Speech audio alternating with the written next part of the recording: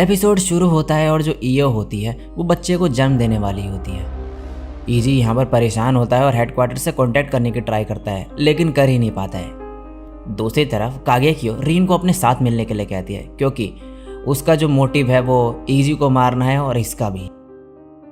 अब कागेक्यो आगे कहती है कि मुझे यामागुची को बचाना है लेकिन कुछ रीजंस की वजह से मैं थोड़े परेशानी में हूँ। रीन कहती है कैसे रीजन? ये कहती है एक न्यूक्लियर मिसाइल से यामागुची पे अटैक होने वाला है और वो यूएन है जो इस मिसाइल को छोड़ने वाला है। यूएन सिक्योरिटी काउंसिल ने होशिमिया ईजी के अगेंस्ट न्यूक्लियर आर्म्स को अलाउ कर दिया है और जो न्यूक्लियर बॉम्ब है उसका वेट 200 किलो टन है। इससे पूरा शहर तबाह हो जाएगा और इसके रेडिएशन से लैंड में पॉइजन फैल जाएगा। डाजाइफू गवर्नमेंट ऑफिस ने शायद ये सब पहले ही प्रेडिक्ट कर लिया था। उन्होंने वार्निंग सैटेलाइट्स को भी हैक कर लिया है। हालांकि ऑर्डर्स भी न्यूक्लियर मिसाइल को नहीं हरा सकते हैं। वैसे डाजाइफू गवर्नमेंट ऑफिस ये रिवर्स में यूज़ कर रहे हैं। उन्होंने होशिमिया ईजी को यहाँ पर यामागुची में भेजा है। यामागुची को कैप्चर करना उनके ऑपरेशन का रियल गोल है। रीन सोचती है हमारी सारी इन्फो इस तक कैसे पहुँच गई। इससे इम्पोर्टेंट बात यह है कि क्या इस सब का मतलब है कि ईजी इनका मूविंग टारगेट है। कागेक्यो कहती है इस सब को रोकने का बस एक ही तरीका है, न्यूक्लियर मिसाइल के लॉन्च होने से पहले होशिमिया ईजी को मारना। तो क्यों ना हम दोनों मिलकर ये काम करें। नेक्स्ट सीन में ईजी जो है ईओ को ले जा रहा होता है। ईजी कहता है क्या न्यूक्लियर मिसाइल? ईओ कहती है हाँ, डाजाइफू गवर्नमेंट ऑफिस इसे रोकने के लिए हर चीज़ ट्राई कर रहे हैं। ईजी मन में कहता है अब मुझे क्या करना चाहिए। और अभी यहाँ पे ईओ के पेट के साथ भी अजीब चीज़ें हो रही है। ईजी इसे अब यहाँ से गोद में उठा के जल्द ले जाता है और कुछ औरतों से कहता है क्या यहाँ पे कोई डॉक्टर है। अब नेक्स्ट सीन में ये दोनों हॉस्पिटल में होते हैं। नर्स कहती है ये अभी सेफ है लेकिन तुम्हें डॉक्टर के आने तक का वेट करना होगा। ये कहता है ठीक है। अब नर्स इसे कहती है इसके पति होने के नाते तुम इस तरह से चिंता क्या कर रही हो, अपने आप को संभालो। ये कहता है ये मेरी वाइफ नहीं है। नर्स कहती है तो ये तुम्हारी वाइफ नहीं? तभी यहाँ पे दो औरतें ईजी के लिए खाने को कुछ लेकर आती हैं। ये थैंक यू बोलता है और फिर सब लोग यहाँ से चले जाते हैं। अब ईजी मन में बोलता है क्या ये मेरा बच्चा है? इस सिचुएशन में मुझे रिस्पॉन्सिबिलिटी लेनी चाहिए। अभी ये उठती है और कह दिया है ईजी नॉर्मल लोग जो ऑर्डर्स नहीं है वो तुम्हारे डोमेन को नहीं देख सकते हैं। ये कहता है मुझे पता है।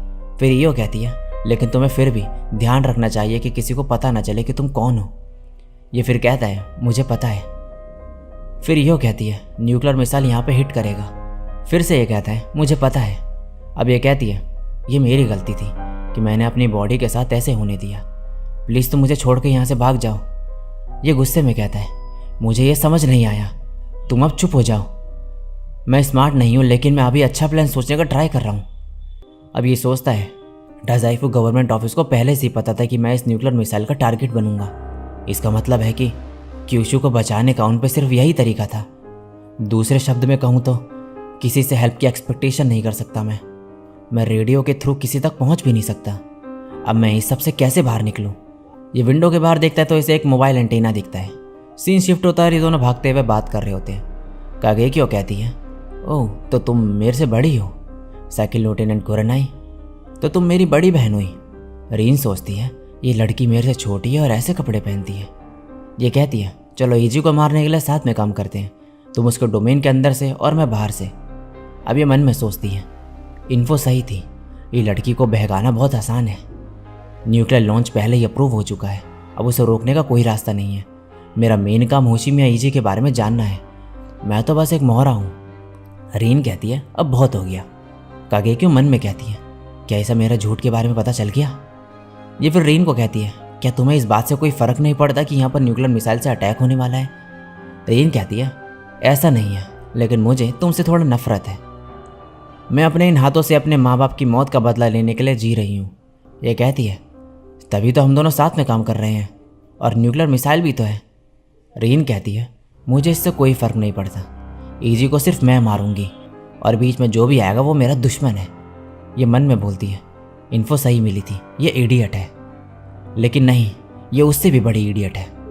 ईजी अब रीन से कांटेक्ट करता है। ये कहता है रीन क्या तुम्हें रॉक गॉड को कंट्रोल करने वाली ऑर्डर मिल गई है।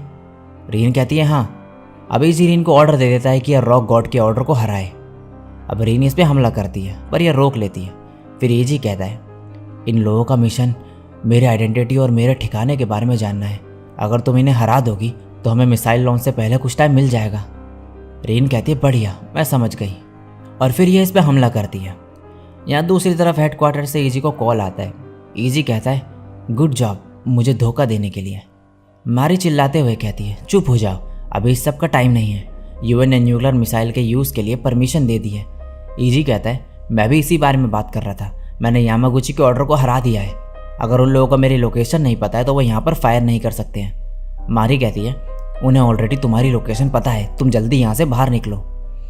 सीन शिफ्ट होता है। कागे क्यों रेन को स्टोन में बदल देती है और कहती है मुझे होशिमिया ईजी की लोकेशन पता चल गई है। अगर उसने जैमिंग एंटीना को डिस्ट्रॉय किया है तो वह ज़रूर वहीं पे होगा, और उसने अपनी डोमिनेशन पावर यूज़ करके तुमसे मुझ पे हमला करवाया है, उसमें कुछ तो बात है। और फिर यह कहती है मैंने पहले ही इन्फो दे दी थी कि होशिमिया ईजी एंटीना के पास है। अगले सीन में मिसाइल लॉन्च होते हुए दिखाया जाता है। योशित्सुने कहता है मिसाइल ब्लास्ट होने वाली प्रेडिक्ट करी हुई जगह के 10 किलोमीटर रेडियस के दायरे में जितने भी सोल्जर है उन्हें वहाँ से हटने को कहो। मारी कहती है होशिमिया ईजी का क्या? ये कहता है मुझे उससे कोई फर्क नहीं पड़ता। सीन शिफ्ट होता है और सारे सोल्जर्स ये जगह छोड़ के जा रहे होते हैं, और यहाँ दूसरी तरफ ईजी यो के पास जाता है और कहता है हमें यहाँ से जल्दी भागना होगा। तभी यहाँ पर रॉक गॉड हमला कर देता है और साथ में कागेक्यो भी यहाँ पर आ जाती है। ये कहती है अब मैं 10 साल पहले का तुमसे बदला लूंगी, और फिर रॉक गॉड को इस पर हमला करने को कहती है। ये पंच मारती है लेकिन कुछ भी नहीं होता क्योंकि ईजी अपने पावर से एयर प्रेशर को मैनिपुलेट करके एक वॉल क्रिएट कर देता है। ईजी मन में सोचता है मिसाइल इसी तरफ को आने वाली है, मुझे जल्दी सबको यहाँ से ले जाना होगा। नीचे सब लोग खड़े हुए होते हैं। एक औरत बोलती है कागेक्यो ये सब यहाँ पर क्या हो रहा है? ये सोचती है यही सही मौका है, और फिर इन लोगों को बता देती है कि ईजी वही है जिसने 10 साल पहले ये दुनिया तबाह की थी, और सबको ईजी को पकड़ने में हेल्प करने के लिए कहती है। सीन शिफ्ट होता है और रीन नीचे पड़ी हुई होती है। यहाँ पे कोई खड़ा हुआ होता है। रीन कहती है तुम?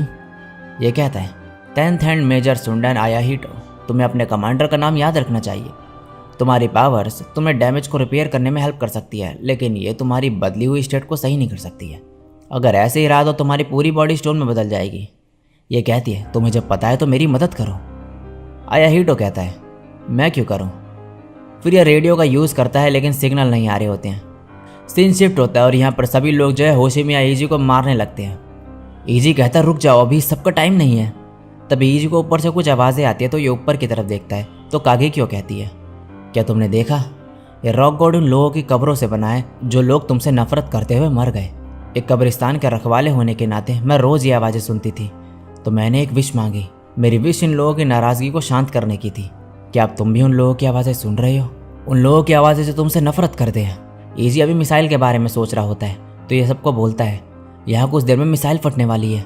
अगर तुम लोग को मुझसे नफरत है तो बाद में कर लेना ये सब, लेकिन अभी तुम लोगों को यहाँ से भागने की ज़रूरत है। इतने में ही पीछे से नर्स जो है ईजी पे चाकू मार देती है और कहती है तुम्हारी हिम्मत कैसे हुई मेरे बच्चे को मारने की? कागेक्यो हंसने लगती है और कहती है तुम यही मरने वाले हो होशिमिया ईजी। ईजी सोचता है क्या सब मुझसे इतना नफरत करते हैं? शायद हाँ, कोई भी मेरी साइड नहीं है, मैं अकेला हूँ। कागेक्यो को अब इन्फो मिलती है कि सारे सोल्जर्स यहाँ से चले गए हैं, अब होशिमिया ईजी को बचाने वाला कोई भी नहीं है। ये कहती है अब तक इन्फो देने के लिए थैंक यू आयाहिटो। ये कहता है यू आर वेलकम। रीन अब इसको कहती है तो तुम थे जो दुश्मन को इतने टाइम से इन्फो दे रहे थे।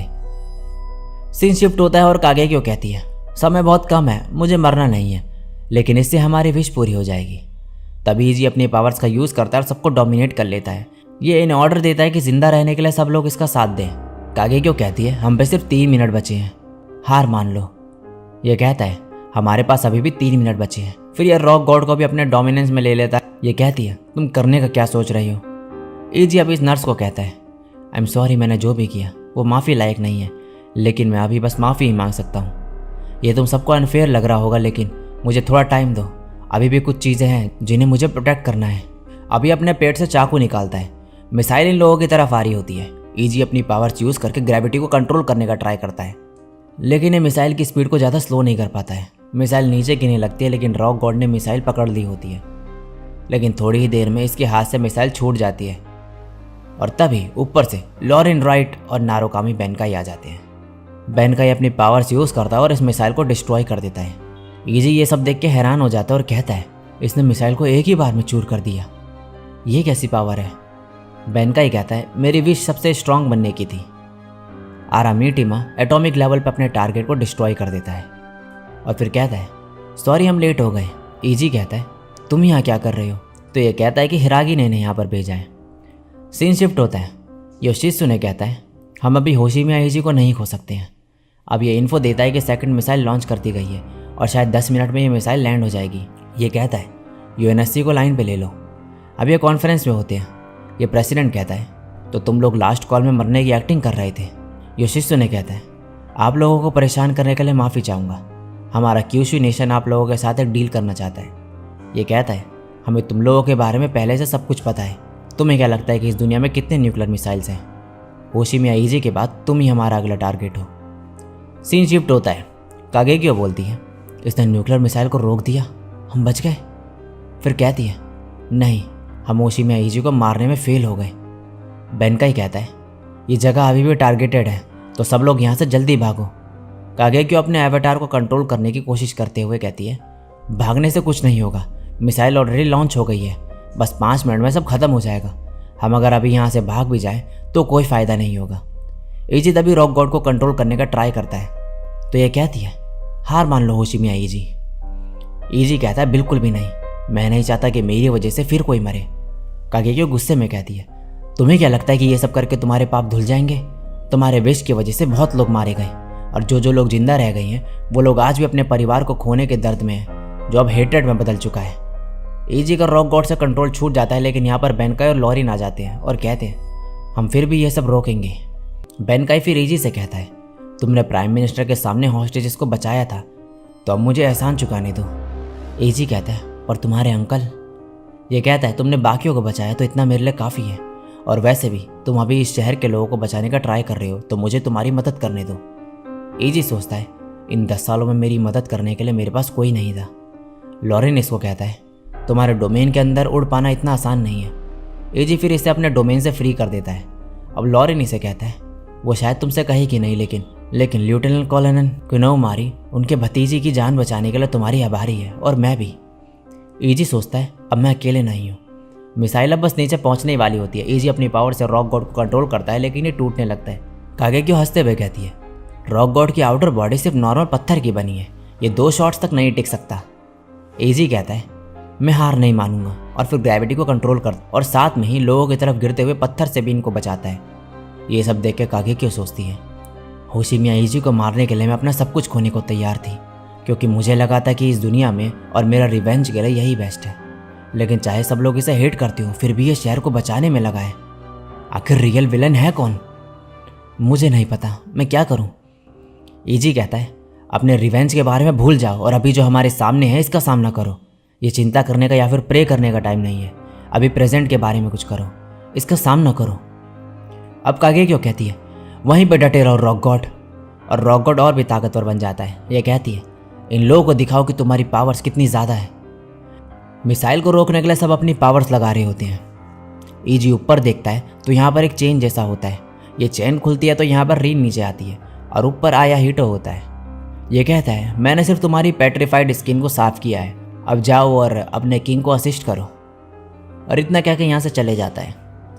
अब रीन रीबर्थ फायर यूज़ करके रॉक गॉड को फिर से रीजनरेट कर देती है और फिर रॉक गॉड मिसाइल को पकड़ लेता है और बेनकाई इस मिसाइल को डिस्ट्रॉय कर देता है। सीन शिफ्ट होता है। यहाँ पे योशित्सु डील के बारे में बात कर रहा होता है।